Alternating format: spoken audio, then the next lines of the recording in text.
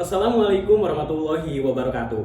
Perkenalkan, saya Neda Permana, mahasiswa S2 Pendidikan Matematika, IKIP Siliwangi.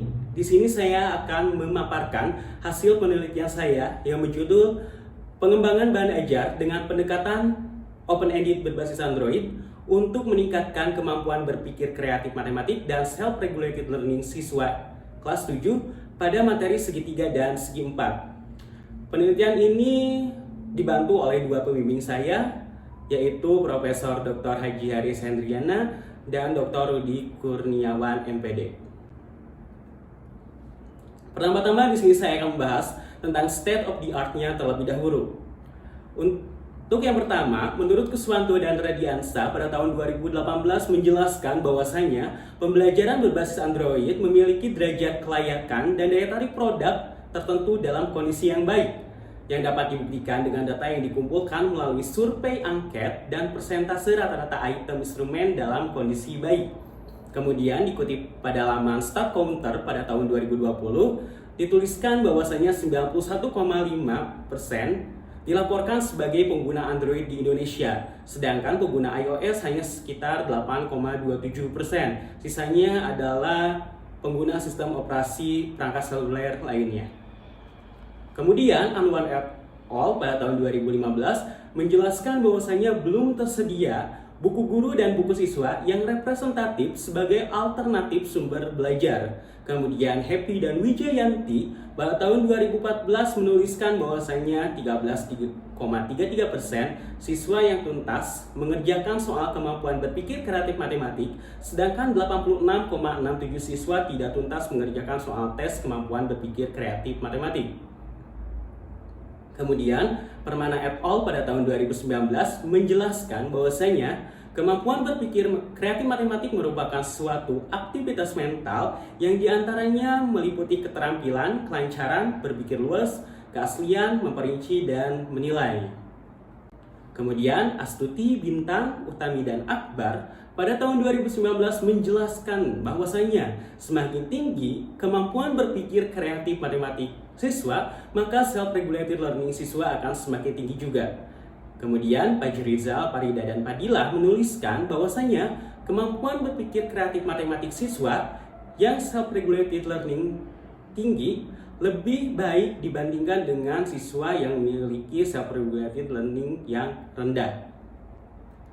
Kemudian Suryani, Hasratuddin, dan Asmin pada 2015 menjelaskan bahwasanya pendekatan open-ended dapat meningkatkan kemampuan berpikir kreatif matematik serta self-regulated learning siswa. Kemudian Handayani pada tahun 2018 menjelaskan kembali bahwasanya pendekatan open-ended dapat membuat siswa berpartisipasi aktif dikarenakan pembelajaran memberikan kesempatan kepada siswa untuk melakukan sesuatu dengan cara yang bebas sesuai kehendak siswa, yang memungkinkan siswa lebih leluasa mengembangkan kemampuan berpikir kreatif matematiknya. Kemudian pada penelitian ini memiliki salah satu novelty, yaitu mengembangkan bahan ajar berbasis Android dengan pendekatan open-ended pada materi segitiga dan segi 4.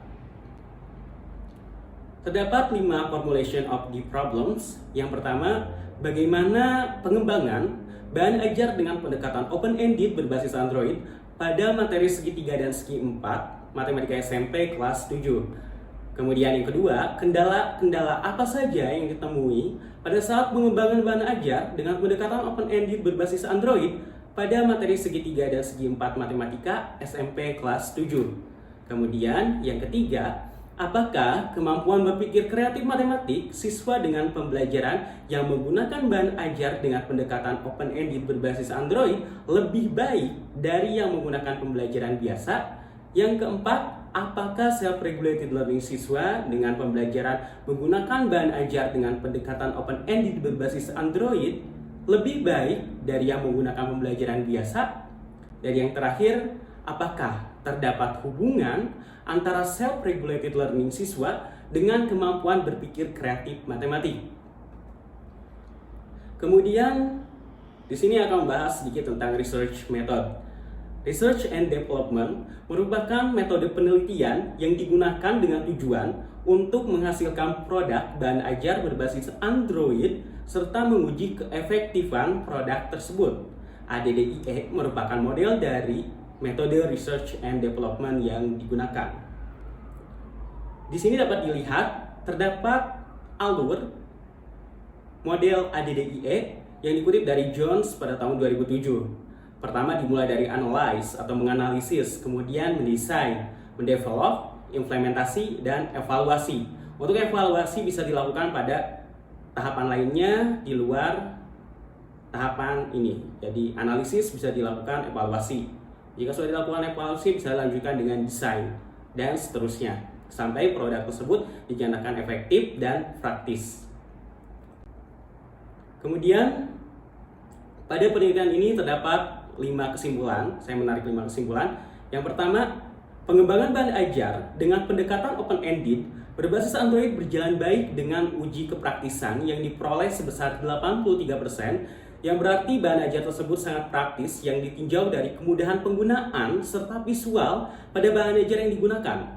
Kemudian memperoleh 86,6% pada uji keefektifan yang berarti bahan ajar yang dikembangkan layak digunakan ditinjau dari potensial efek yang berupa hasil belajar siswa setelah diberikan treatment menggunakan bahan ajar tersebut selama 8 pertemuan.